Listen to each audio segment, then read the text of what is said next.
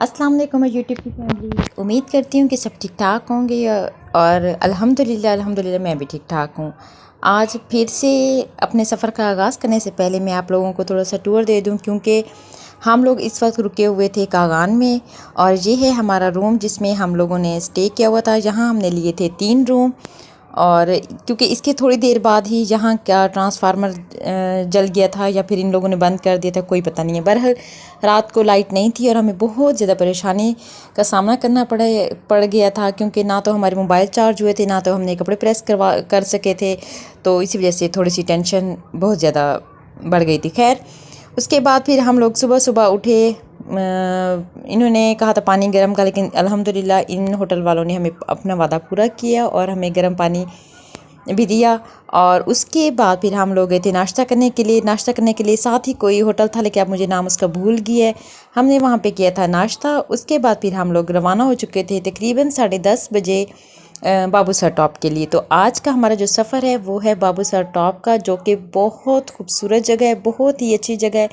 लेकिन बाबूसर टॉप जाते हुए रास्ते में जितनी भी आबशार आती हैं, हमारी कोशिश थी कि हम थोड़ी थोड़ी देर हर आबशार पे रुकें, लेकिन जैसा मुमकिन नहीं था क्योंकि टाइम बहुत ज़्यादा लग जाना था। बाबूसर टॉप पे जाते जाते भी कागान से बाबूसर टॉप तकरीबन 5 घंटे का सफ़र है।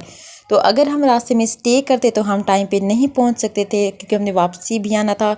और वहाँ वैसे भी इतनी ज़्यादा ठंड होती है कि हम लोग वैसे भी इतनी ज़्यादा देर ठहर नहीं सकते।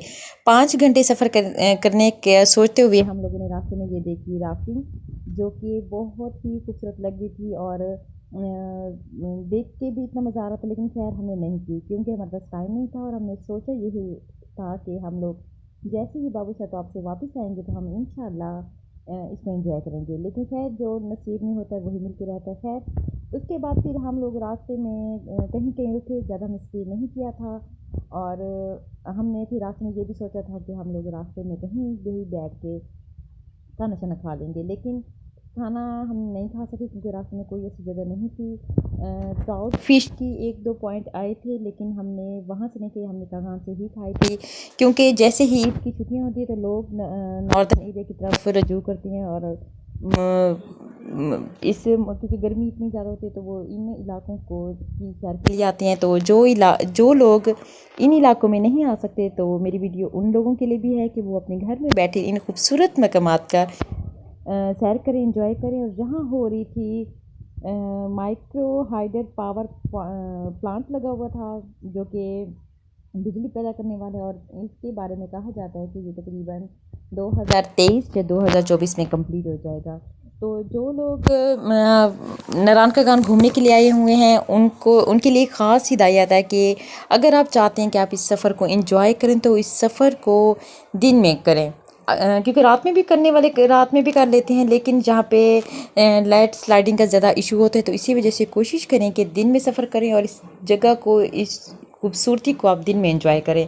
तो हमने भी हर अपना सफ़र दिन के उजाले में किया है, क्योंकि सुबह सुबह हम उठ के तकरीबन हम 7-7:15 बजे होटल छोड़ देते थे और फिर हम लोग नाश्ता करके अपने सफ़र पे रवाना हो जाते थे।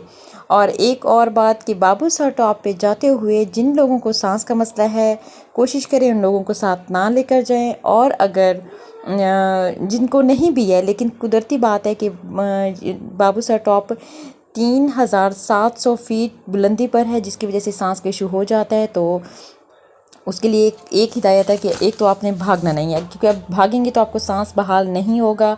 तो जितनी भी कोशिश कर लिए ज़्यादा से ज़्यादा वहाँ पे 10 से 15 से आधे घंटे तक से भी ज़्यादा वहाँ लोग कोई भी स्टे नहीं कर सकता, क्योंकि वो जगह ही ऐसी है, क्योंकि वहाँ इतनी ऑक्सीजन नहीं है तो सांस का प्रॉब्लम हो जाता है ऑटोमेटिकली। खैर उसके बाद आप करें मेरे साथ सफ़र को एंजॉय। और ये बाबूसर टॉप जाते हुए छोटे छोटे मैंने क्लिप्स लिए थे, क्योंकि रात होटल में लाइट ना होने की वजह से मेरा मोबाइल चार्ज नहीं था।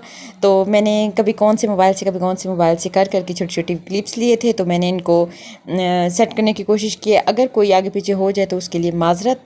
बहरहाल ये सफ़र बहुत खूबसूरत था, बहुत ही अच्छा था। अगर हम नारायण का गान आएँ और बाबूसर टॉप ना जाए तो ऐसा हो ही नहीं सकता, क्योंकि बाबूसर टॉप पे ही बर्फ़बारी ज़्यादा होती है, जिसका इम्कान ज़्यादा होता है कि यहाँ पे ही बर्फ़बारी होगी। वैसे तो काफ़ी इलाके हैं जहाँ पे होती रहती है, लेकिन हम लोग जहाँ गए थे वहाँ 10 दिन पहले बर्फ़बारी हो चुकी थी। तो रास्ते में जाते हुए ये थी लोलोसर झील, जो कि बहुत खूबसूरत थी और इसने तकरीबन एक पूरे पहाड़ को कवर किया हुआ था, यानी कि एक पहाड़ के अराउंड में ये झील थी।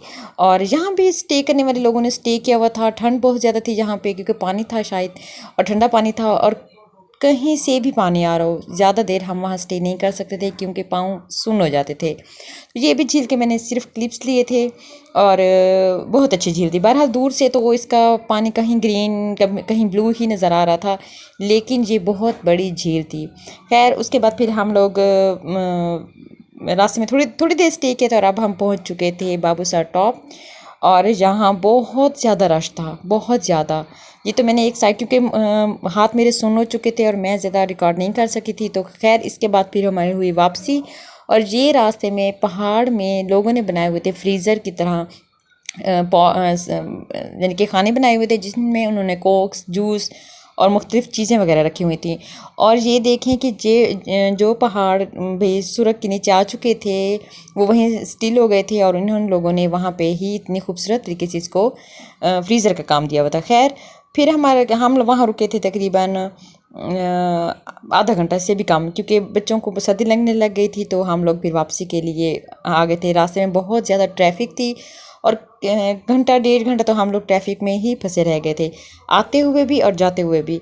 बस फिर हम लोग वापस आ गए थे क्योंकि जाते जाते भी 5 घंटे और वापस आते भी हमें 5 घंटे लगे थे। तो उसके बाद फिर कल का हमारा जो प्लान था वो है झील सैफर मलूक। इंशाल्लाह मैं आप लोगों के साथ वो भी अपना सफ़र शेयर करूँगी, और मुझे कमेंट में लाजमी बताइएगा कि आपको मेरा ये सफ़र कैसा लगा है। कहीं भी मिस्टेक हो गई हो तो उसके लिए माज़रत, और मेरे चैनल को लाइक करें, सब्सक्राइब करें और शेयर करें। तब तक के लिए मुझे इजाज़त दें। अल्लाह हाफिज़।